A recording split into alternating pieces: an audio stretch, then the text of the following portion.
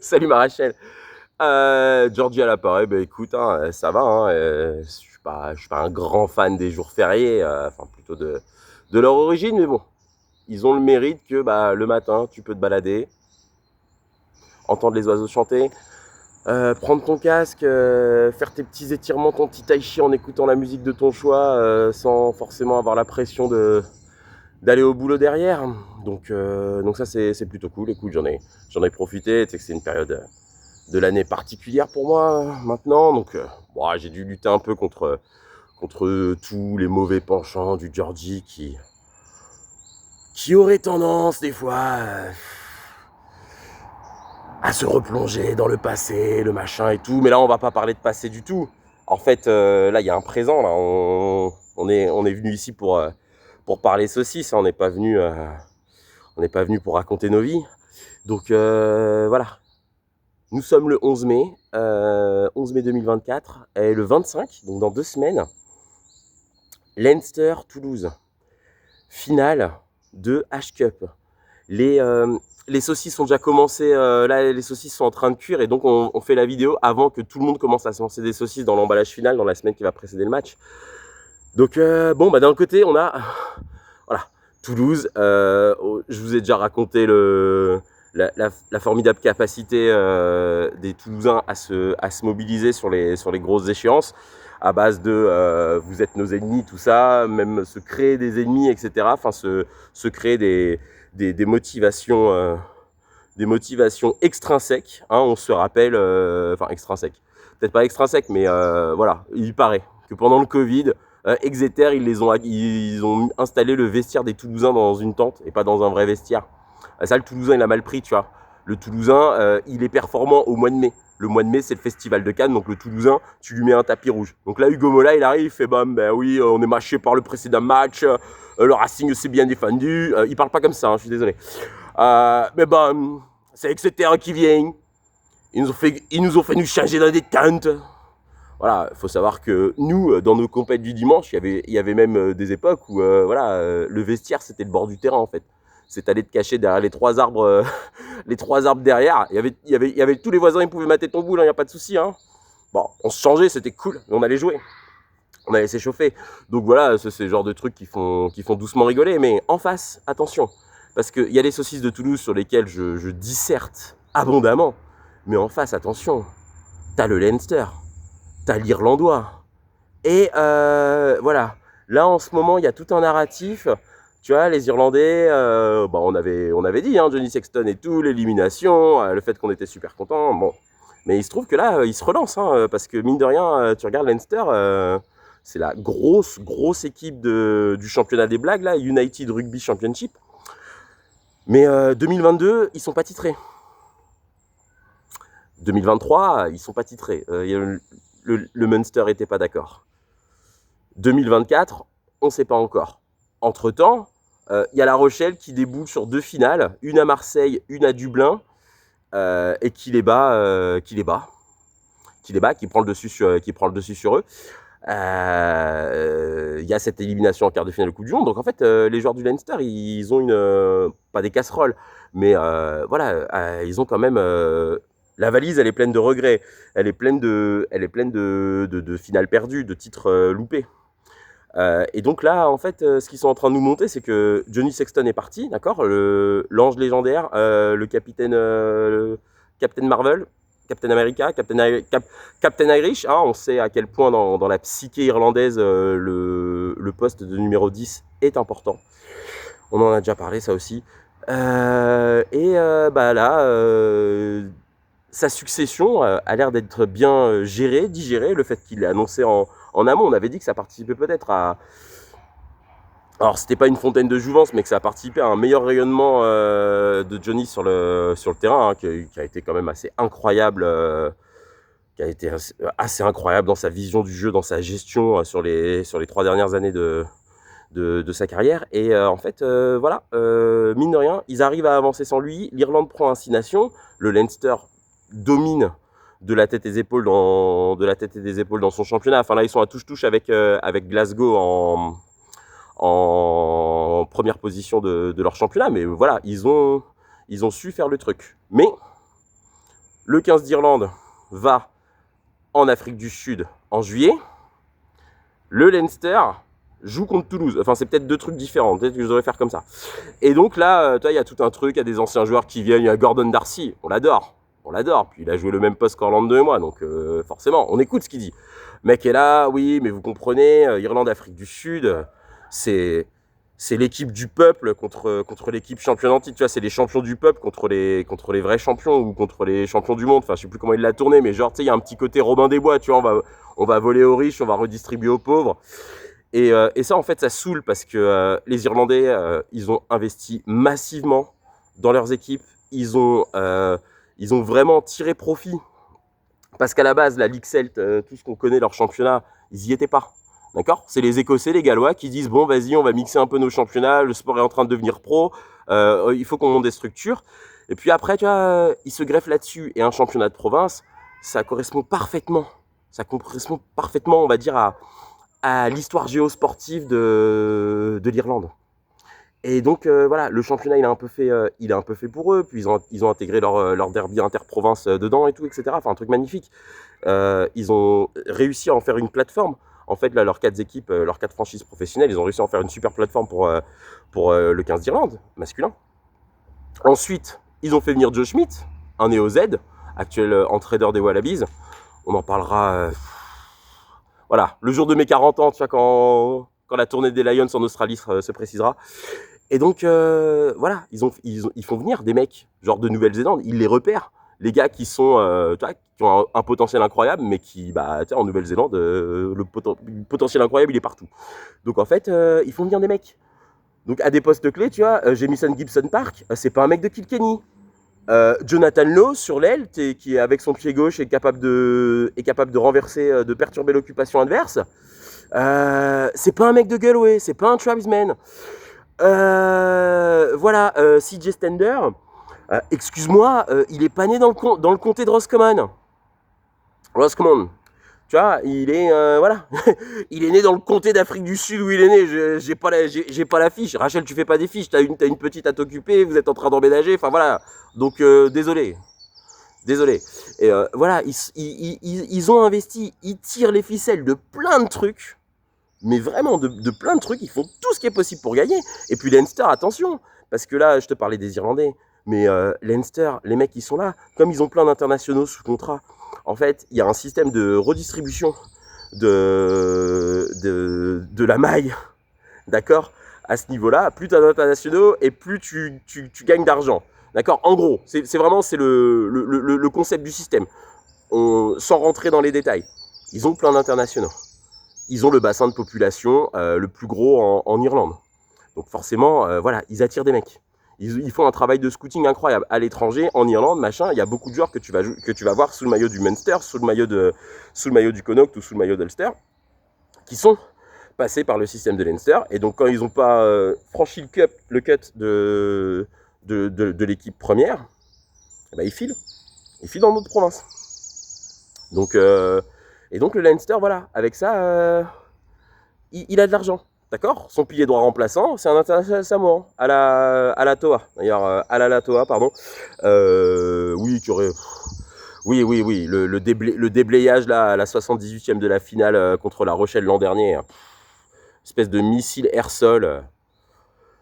Inadmissible, mais bon, on va pas parler de ça. Charline Gatai, un centre néo-zélandais. Il était dans la rotation l'an dernier. Je sais pas ce qu'il est devenu. Un mec qui est en top 14, régalé, hein, parce que le top 14 aussi fait du scouting. Il régalait sous le maillot du Loup. Et puis à un moment, boum, il va à Leinster l'an prochain. RG Snyman. Vous savez, alors, seconde ligne sud-africain. C'est le gars, là, tu sais, qui a une dégaine de viking, là. Tu vois, il rentre, il y a une touche contrôlée en demi-finale. Et il éclate tout le monde. Donc lui, il va venir. Il y a Jordi Barrett, on vous en a parlé. Jordi Barrett, voilà, un des frères Barrett. Il peut jouer je pense qu'il peut jouer à tous les postes de la ligne de trois quarts. Un pied droit, enfin une botte, un très bon buteur du pied droit. Un gars fiable, un gars qui... voilà, un jeu très sûr, qui a énormément mûri. Il va passer 6 mois là-bas.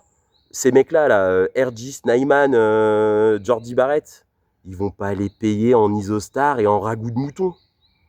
D'accord. Donc en fait, les mecs, ils ont des moyens. mais ils jouent les petits, tu vois, ils jouent les humbles. Là, leur entraîneur, il arrive, eux, ils ont joué leur demi-finale le samedi. On joue à Croke Park, une ambiance magnifique, tout ça. Les Saints en face, donc les Saints, hein, c'est un club qui a la culture européenne, hein, qui l'a déjà gagné, qui a déjà tapé des finales de H-Cup et tout, qui est sur un nouveau projet avec plein de jeunes, c'est super excitant. Et ils les ont secoués. Ils les ont secoués. Bon, à la fin, il y a Kellen Doris qui sort le dernier ballon.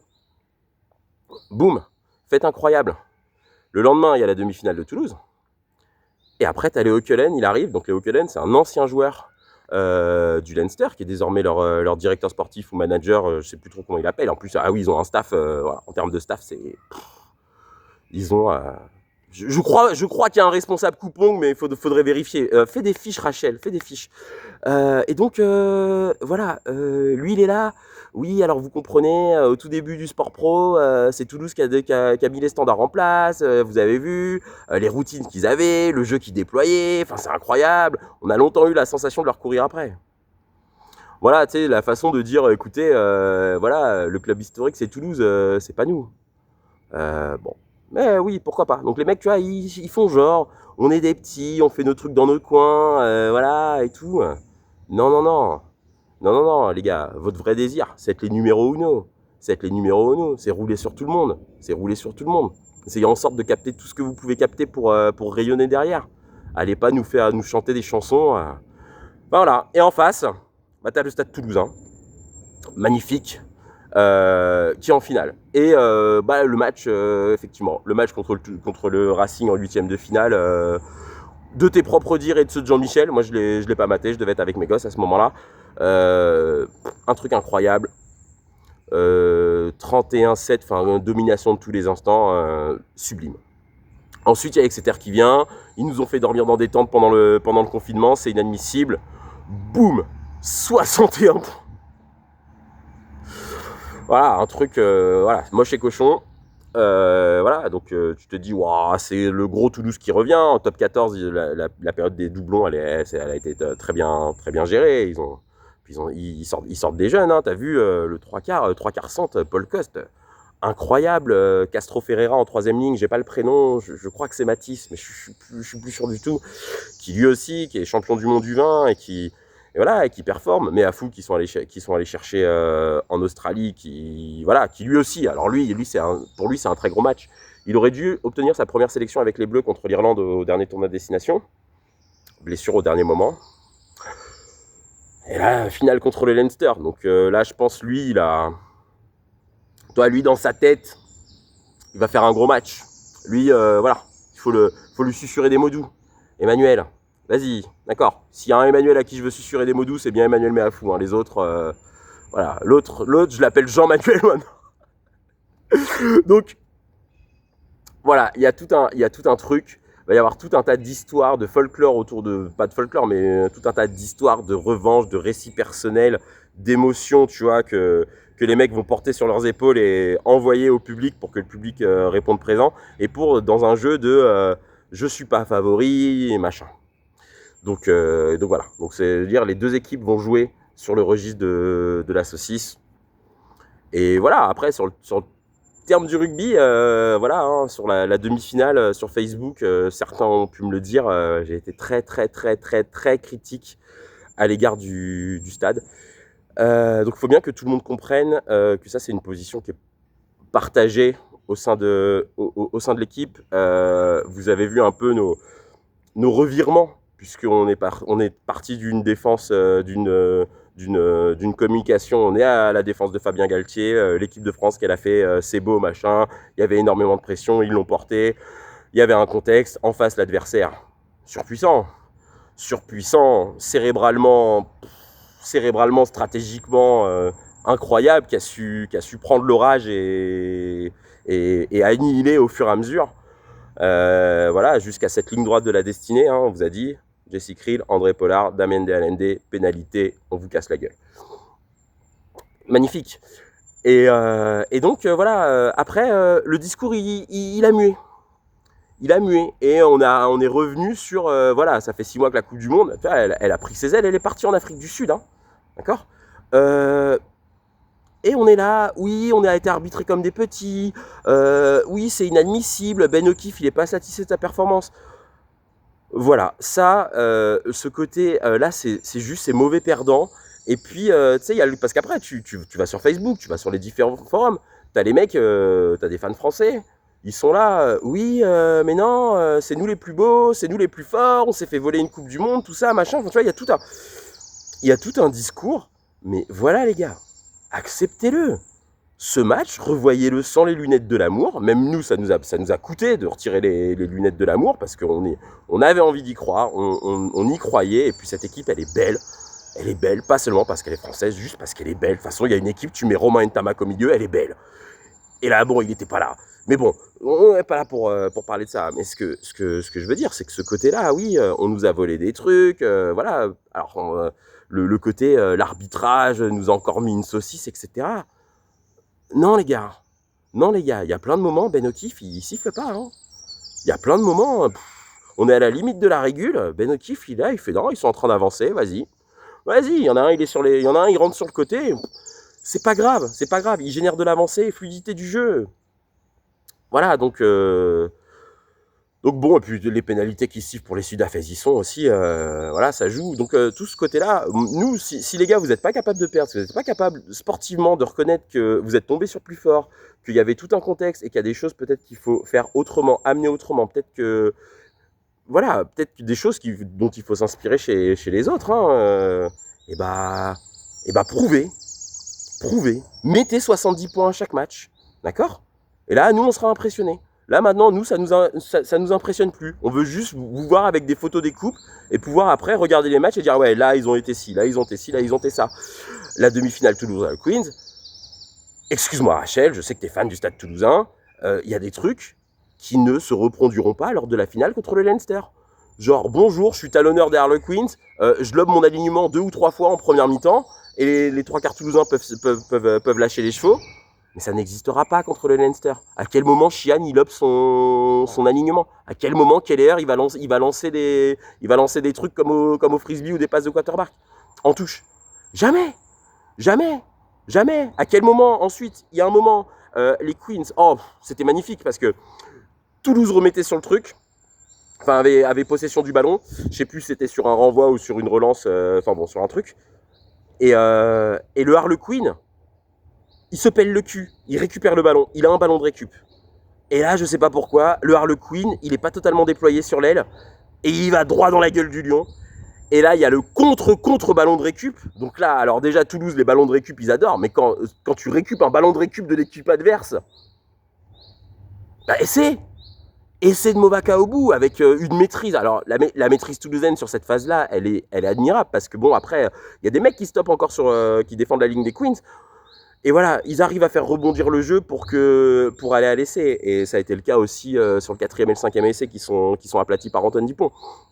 Donc voilà, le mérite toulousain, il y est, le talent, il y est, la force collective, elle y est, la cohésion, elle est incroyable. Il y a des mecs, t'as l'impression, ils pourraient jouer les yeux bandés, ce serait pareil, quoi. Mais voilà, à l'origine de ces actions, il y a quand même des flottements incroyables de chez les Queens. Sur un ballon de récup, le Leinster, il s'emmerde pas. Hein. Il voit qu'il n'y a pas de décalage sur l'aile, en plus l'aile c'est trop loin. Voilà, boum, ils tiennent le ballon, tac, ils te mettent à la faute, ils attendent de pouvoir recréer de la profondeur, et là ils vont te la mettre au bout de ligne. Ou alors, ils voient que dans le coin du terrain, ou dans le coin du terrain là-bas, il n'y a personne, c'est découvert, c'est dégarni, paf, le coup de pied d'occupation, allez les gars, maintenant vous êtes à 10 mètres de votre embut, il y a une touche à jouer, allez on vous regarde. D'accord? Donc là, voilà, contre le Leinster, ces situations-là, elles seront très, très, très, très rares. Le Leinster, c'est une équipe autrement plus travailleuse et économe de ses efforts que le Stade Toulousain. Et donc, va falloir lui dérégler sa conquête. Va falloir, dans l'occupation, faire les bons choix.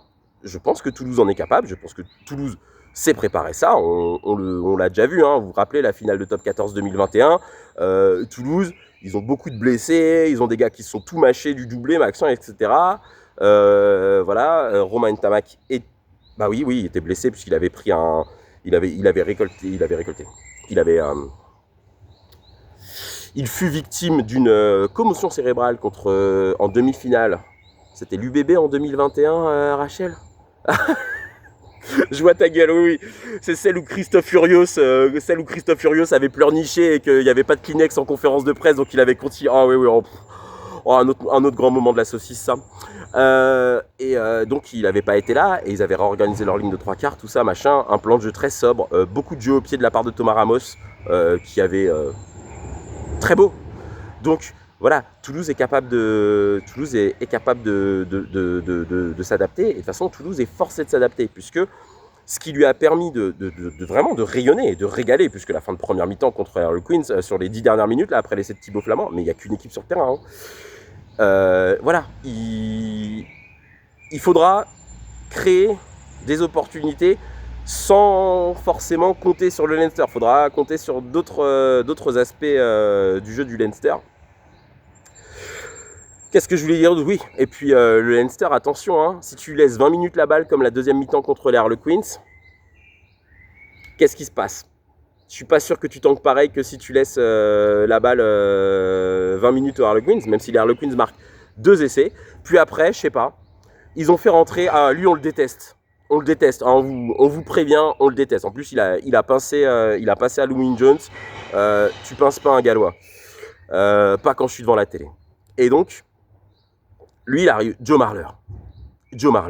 Et lui, il arrive, il fait vas-y, je vais faire mon anglais à l'ancienne, je vais raconter des petites bêtises dans les mêlées, je vais murmurer des trucs à l'oreille des gars. Romain Ntamak va au plaquage. Oh, moi, je le prends en sandwich. C'est pas illégal. Et puis l'arbitre, c'est pas ça qu'il va regarder, tu vois, parce que le rock va se former, tu vois. Mais tu vois, les petites saloperies, tu vois, les petits coups de vis. Voilà. Donc lui, il est là, et c'est la fin de sa carrière, tu vois. Donc là, il profite des spotlights. Et il vient, il fait ses petits trucs de saloperie. Et puis bon, il y a un ballon d'égalisation, hein, 31-26, il est dans les 22. Il y a le ballon qui sort, et il se dit, vas-y, je suis Marler Joe. Et il se jette dans la gueule du lion. Voilà. Et il y a Cyril Bay, il lui dit, bah ok, t'es frais Joe Marler, mais voilà, il le prend bien, il le met au sol, et derrière, t'as Dorian Aldigueri. C'est un pilier droit, le gars. Donc en fait, si lui, il a le temps de se baisser pour gratter un ballon, tu le bouges plus. Tu le bouges plus. Voilà, les numéros 3, tu les bouges pas comme ça, hein, d'accord. Voilà, coffret, ballon d'égalisation planté. Voilà, 31-26, Toulouse peut se dégager, pam pam pam, et puis 4 minutes après, Toulouse remet la main sur le ballon, il y a Antoine Dupont qui va sortir la balle d'Arruc, et là t'as le talonneur là qui avait lancé des babales là, et il vient faire un déblayage absolument cradingue sur Antoine Dupont. Il n'est pas sur ses appuis. Il lui met un coup à la tête. Heureusement, Antoine n'est pas touché. Puisque si Antoine était touché, tu vois, il y aurait des unes catastrophiques dans les journaux. Bam, bam, bam, bam, bam. Tu vois, tout le monde oublie que le rugby, c'est 15 mecs. Tout le monde oublie qu'il y a une semaine de préparation avant. Oh, Antoine. Donc là, voilà, heureusement, Antoine, tout va bien. On va, voilà. Mais voilà, carton rouge. Les gars, vous étiez revenus à 5 points. Vous aviez la main sur le ballon contre la grande équipe de Toulouse. Et voilà. Vous avez voulu faire les malins, machin. Vous vous sabordez tout seul. En grand. Comme des grands. Derrière, voilà. La fin de match est vraiment bordélique. Mais parce que Toulouse ne se met pas à la faute, ne commet pas d'erreur. Et Toulouse, quand même si elle ne commet pas d'erreur, Toulouse a quand même le cran, le panache de continuer à jouer. Hein. J'ai en tête un ballon que Romain Ntamak relance parce qu'il y a une vraie possibilité. Voilà, quand il y a des possibilités, voilà, le stade les saisit. Et donc voilà, ça fait que voilà, c'est sur une fin de match un peu bordélique comme ça, ils arrivent quand même à marquer le 6e essai qui met les gars à 12 points en face, puis à 10 contre 11, à 14 contre 15, pardon, voilà, hein, le match il est plié malgré la générosité des gars en face et tout, etc. Donc ouais, très beau match, le score il est beau, puis l'ambiance dans le stade elle devait être absolument folle, hein. Mais voilà, là c'est le Leinster qui vient, et donc par-delà les saucisses, il y a quand même du jeu, il y a quand même du jeu à faire. Il faut trouver des des occasions de les mettre à la faute, des occasions de perturber leur occupation du terrain, des occasions aussi de les marquer physiquement, de les empêcher de développer. Et là, ça va être le travail du staff toulousain, en plus du travail de communication, d'accord. Tout le monde va se renvoyer la balle, hein. On se souvient, hein, l'an dernier, ouais, les gars étaient là, Leinster, vous comprenez, c'est l'équipe du Turfu, tout ça. Plutôt que de dire, on était rôti du match du Munster, on aurait tellement aimé en mettre plus. En plus, hein, certains joueurs avaient dit, là j'ai fait une ou deux erreurs et je me sens con pour l'équipe.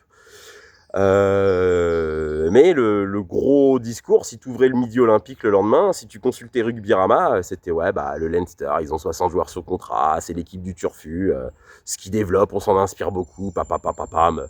Voilà, écoute, c'est du très beau rugby, mais c'est pas. Enfin, nous, moi, ce rugby, c'est comme les Saracens de la grande époque, là, enfin de l'époque du dopage financier. C'est une très belle mécanique. Et voilà, quand elle récite son rugby, c'est d'une grande efficacité. Et quand elle est mise en difficulté par l'adversaire, tu vois, ce que au fur et à mesure des saisons, on voit, hein, on voit de nouveaux joueurs arriver, tout ça, et on voit en cours de match, hein, quand ils se font rentrer dedans, quand ils sont dans le dur, ils arrivent toujours à faire un petit truc. Là, je repense à un match là, contre Leicester, c'était l'an dernier. Ils sont à 14 contre 15. Et Hugo Kinan voit que le troisième rideau il est blindé. Boum, ils foncent plein cœur. Et il y a ses soutiens. Il récupère une pénalité, ballon porté, essai. Voilà, on est à 14 contre 15 les gars, mais voilà, désolé. Donc voilà, ils arrivent aussi à faire ce genre de truc. Et voilà, c'est toujours très intéressant de regarder leur match. Donc voilà, bonne chance au Stade Toulousain. Puis d'ailleurs, si on parle de saucisses, c'est aussi que là, voilà, Rachel et moi, là, avec tout ce qu'on vient de vous dire, tout ce qu'on a là sur le cœur et dans la tête, en fait, là, il y a un Toulouse Stade Français dimanche soir. On va aller le regarder, mais on n'a plus de. Enfin, c'est pas. Voilà, on va pas s'envoyer des brins tout le week-end. En plus, il y a des matchs assez incroyables, hein. En national, il y a les demi-finales. Narbonne-Carcassonne, puis bon, il y a ma ville natale, le club de ma ville natale où un de mes frères a joué, voilà, qui est en demi-finale à Nice. T'as Nice, Nice sur Rennes, quoi. Ah, c'est assez fou. Donc là, voilà, c'est des matchs avec des dimensions émotionnelles qui sont assez incroyables. Alors que bon, la rivalité Toulouse-Stade Français, c'est un peu comme OM-PSG au foot, quoi. Je dirais pas que c'est monté de toutes pièces, parce qu'il y a quand même un terreau, d'accord. On vous a raconté l'histoire du 15 de France, tout ça, le rugby qui s'implante, qui est apporté donc dans deux coins de la France, donc l'Île-de-France, enfin Paris, vraiment Paris, la proche banlieue. Enfin, c'était pas la banlieue à l'époque, enfin, Paris, quoi. Et le sud-ouest, d'accord, tous les ports, voilà, les relations historiques qu'il y a entre les différents ports de la façade sud-ouest et l'Angleterre. Voilà, donc il y avait quand même un terreau, il y a une opposition.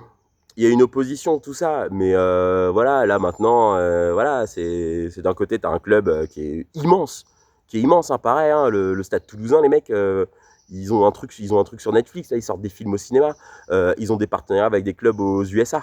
Donc c'est-à-dire que si à un moment, dans un coin d'USA, il y a un putain de potentiel qui pop, t'inquiète, Billy, viens à Toulouse, t'inquiète, on met des fleurs dans le vin rouge, tu vas te régaler, par contre tu dis chocolatine, et tout ira bien. Donc en fait, tu vois, il y a, voilà, pareil, hein, c'est un club qui a, voilà, enfin, c'est une énorme entreprise, avec un esprit de conquête assez incroyable. C'est pas tout à fait c'est pas totalement nos convictions à propos du sport. Voilà, contre le Stade Français. Donc voilà, il faut que j'en parle parce que c'est vrai que j'en parle pas souvent. Voilà, le Stade Français là, il est premier ou deuxième du championnat. Je sais même plus. Genre, je crois qu'ils sont premiers du championnat. Et voilà, il faut pas oublier d'où le Stade Français vient. Il faut pas oublier qui est aux commandes du Stade Français. Le docteur Wild. Voilà, lui aussi, hein, en termes de saucisses, même si son entreprise c'est Capri Sun, Lui, en termes de saucisses, il en fait de belles. Hein. Et donc, il est là, le club est là, et en fait, avant le confinement, 14e de top 14. Si la compétition s'appelle top 14 et que t'es 14e, voilà, hein, la Pro D2 était peut-être au bout. La Pro D2 était peut-être au bout de cette saison. Confinement, machin, on reste tous à la maison. La saison est annulée. On repart l'année d'après. L'année d'après, voilà, le Stade Français, grâce à sa surface financière, grâce à ses infrastructures, à l'attractivité de Paris, voilà, attire de nouveaux joueurs, attire de nouveaux entraîneurs. Et comme ça. Et le mec, il a mis au pot. Il a mis au pot 2021, 2022, 2023, 2024, la saison 2022. Il y a des... on va parler d'investissement malheureux. Non, il y a un mercato qui est très prometteur. Et voilà, hein, les gars sont plus tous au Stade Français. Et donc après, il y a une nouvelle stratégie qui se met en place. Ok, Biarritz descend. On fait venir Lucas Pérez-Blanc. Je sais pas comment ça se prononce les S dans son nom de famille. Je suis désolé. On fait venir le jeune Irigoyen. Je suis désolé, je connais trop de gens dont le nom de famille est Irigoyen, donc j'ai pas envie de confondre. Donc voilà, ils font venir des gars. Romain Briat, qui avait été relégué avec le SU Agen une saison avant, je crois. Voilà, il y a tout ce truc-là. D'accord, le Stade Français en fait a les moyens pour faire venir ces mecs-là, continuer à faire grandir les gars qui étaient présents au club et qui ont eu tout ce qui ont passé par tout ce cheminement, qui veulent plus repasser, etc. Et donc ce qui crée ce groupe. Quand tu le vois jouer au rugby, voilà, t'es heureux. Moi, je suis... Enfin, voilà, c'est un esprit festif tout autour. Mais voilà, mais sur le terrain, la grinta, le jeu d'avant, la conquête irréprochable, la propreté de l'occupation du terrain, voilà, un truc... voilà, moi, c'est une équipe qui me plaît beaucoup. Qui me plaît beaucoup, mais faut pas oublier que voilà, c'est pas le petit, hein. C'est le premier budget de top 14, hein. D'accord. Et voilà, présidé par un type qui a donné blanc-seing à Henke Meyer, donc un gars qui est venu et qui a dit que des mecs comme Djibril Camara, Jules Plisson, toute cette génération-là de joueurs que personnellement j'adore, que ces mecs-là s'entraînaient mal. Excuse-moi gros, ces gars-là ils ont gagné le top 14 en 2015.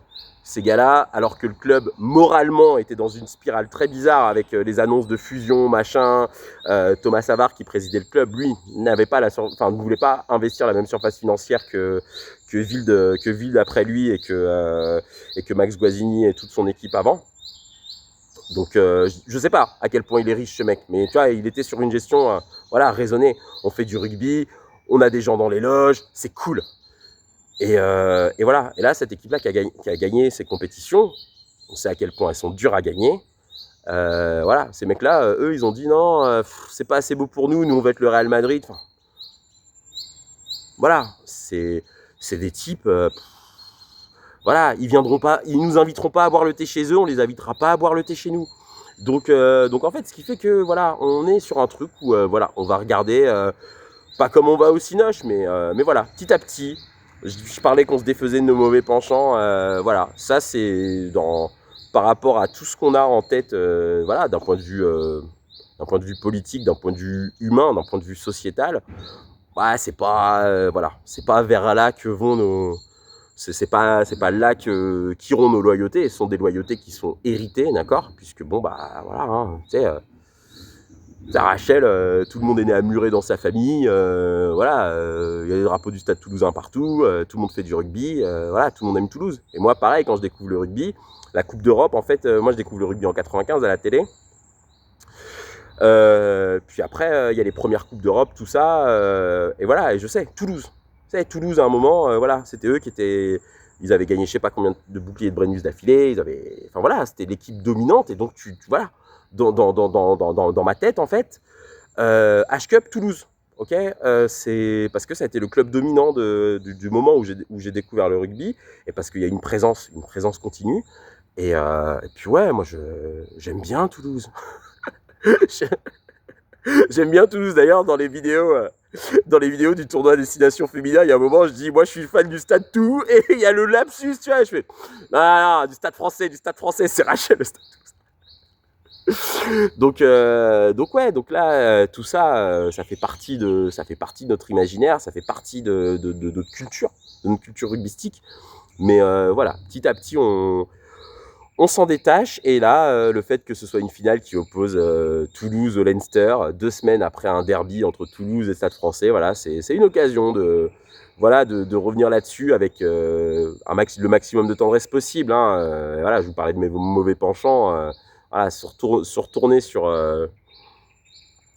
sur des vaisseaux qu'on s'apprête à brûler, c'est pas trop dans mon caractère. Hein. Voilà, hein. Il y a une fois, voilà, l'an dernier avec Orlando, hein, quand on en chiait, hein, voilà, quand on en chiait.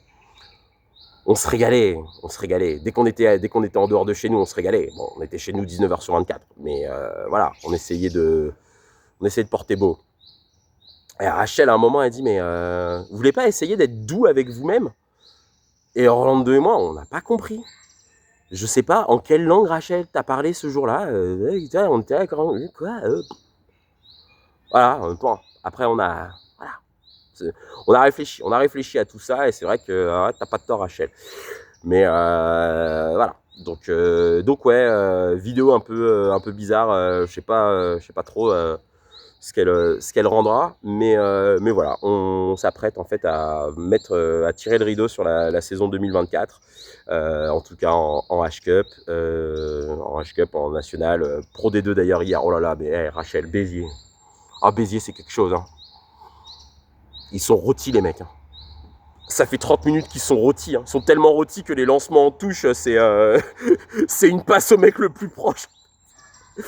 Ils sont rôtis, ils sont menés 13-16, et ils arrivent. Ils ont une dernière opportunité, il y a une dernière pénalité qui est sifflée contre Nevers, et ils remontent le terrain, ça finit dans l'embut.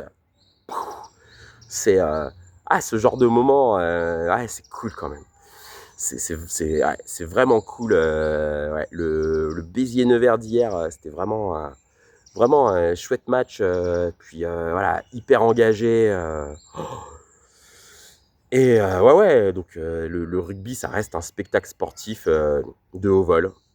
Vraiment quelque chose qu'on aime. Et voilà. Et peut-être en descendant de niveau, en allant voir ce qui se passe du côté des féminines, etc. et tout, on continuera à se régaler et à vous proposer du contenu dessus. Mais on tenait vraiment, voilà, là, Toulouse-Leinster, Toulouse-Stade Français, les matchs qu'il y a autour, parler de ma ville natale. Voilà, c'était des choses qui nous semblaient importantes de faire. Et puis voilà, dans les 2 semaines qui vont venir, va y en avoir des saucisses. Qui vont être lancées entre Toulouse et Leinster. Voilà, ça va valoir le détour. Mais il faut garder en tête, voilà, sur le plan de jeu du rugby, le Leinster c'est travailleur, c'est économe. Le stade toulousain, pardon, le Stade Français, ils prennent des roustes en H-Cup, donc ouais, voilà. En cas de triomphe en 2024 dans le top 14, je serai obligé de dire oui, mais bon, voilà, hein, on est le premier budget du championnat de France. Si c'est éliminé, alors je dis pas sans les honneurs, mais éliminé de la H-Cup, 0 victoire. La poule était compliquée, mais 0 victoire. Donc ouais, donc c'est dire que ouais, il y a ce truc là aussi, voilà, garder en tête pas une certaine humilité, mais voilà, on est un peu dans ce balance. Bon, j'arrive pas à finir la vidéo, Rachel.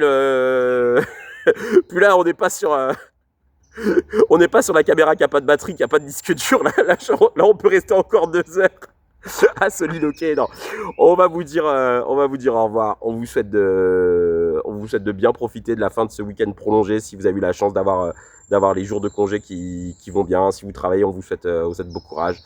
Voilà, profitez, je sais pas, de votre famille, de vos hobbies, de vos séries Netflix préférées. Et voilà, nous on va kiffer on va kiffer devant le rugby. On reviendra sur Facebook principalement. Je pense pas qu'on fera de vidéo sur Toulouse-Leinster. Mais voilà, et puis surtout, voilà, on continue à nous suivre sur la partie féminine parce que jusqu'à la Coupe du Monde 2025, on va vraiment essayer d'être très présent. Les tournois de qualification, c'est toujours des grands moments. Voilà, c'est un paquet d'émotions et d'équipes concentrées au même endroit pour un même objectif. Voilà, c'est toujours des moments forts. Et puis voilà, on découvrira de nouvelles athlètes, de nouvelles combinaisons. On va suivre l'évolution. On a une chance incroyable, Rachel, là d'avoir la trentaine,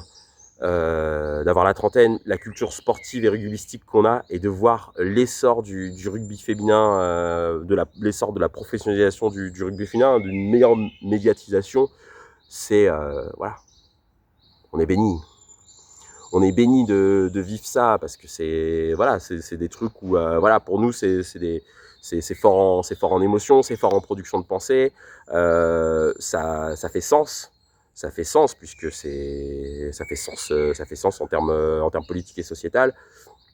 Enfin voilà, on a énormément de chance et donc on va pousser notre avantage. On va continuer à kiffer. On continuera à dire saucisse quand on estime qu'il y a saucisse et voilà, et tout ira bien.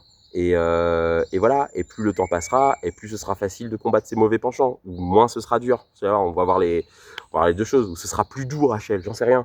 Donc voilà, on est en train de se désaccoutumer de ce qu'on fait, de cramer 2-3 vaisseaux, et on va revenir sur voilà, pour parler d'autres choses, et puis on espère qu'on pourra reprendre le sport l'année prochaine.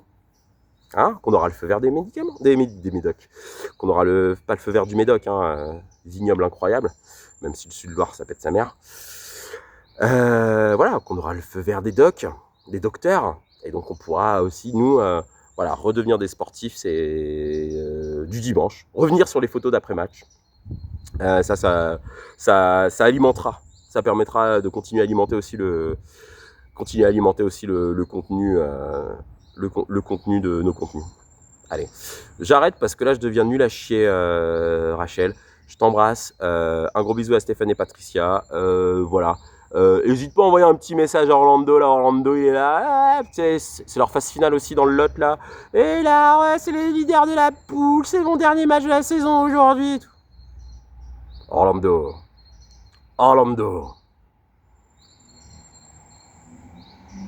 Aie confiance en toi, mon grand. Et confiance en toi. Voilà, donc file-lui un peu de love. Là, il essaye de chercher du love et tout. Voilà, dis-lui Orlando, t'es le plus beau. Orlando, t'es musclé. Orlando, tu te brosses les dents à la perfection. Orlando mio. Enfin voilà, Orlando quoi. Donc ouais. Est-ce que ce sera le dernier match d'Orlando de cette saison? Moi, je veux pas en être sûr. Je veux pas qu'Orlando en soit sûr. Voilà. Mieux vaut une grande défaite qu'une toute petite victoire. Et puis voilà, Orlando, c'est un combattant. C'est André Pollard. On va finir sur du André Pollard. Voilà. André Pollard, en plus, magnifique. André Pollard s'est reproduit. André Pollard a un enfant. Voilà. Donc félicitations à lui. C'est quelqu'un qu'on admire beaucoup. Et quand on lui avait dit, mais ouais, on te ramène du pays des saucisses, de l'infirmerie, tout ça, t'es bombardé en pleine Coupe du Monde, et voilà, et c'est magnifique, et tu prends des coups de pied magnifiques, tu fais de belles choses et tout. Qu'est-ce qui se passe?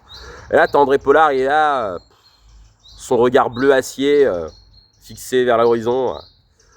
Once you're in the cathedral, you just get going and trust the process. Donc je traduis, une fois que tu es dans la cathédrale, tu te laisses porter. Et tu crois au process, tout ce qui a été mis en place à l'entraînement en amont. Voilà. Trust the process.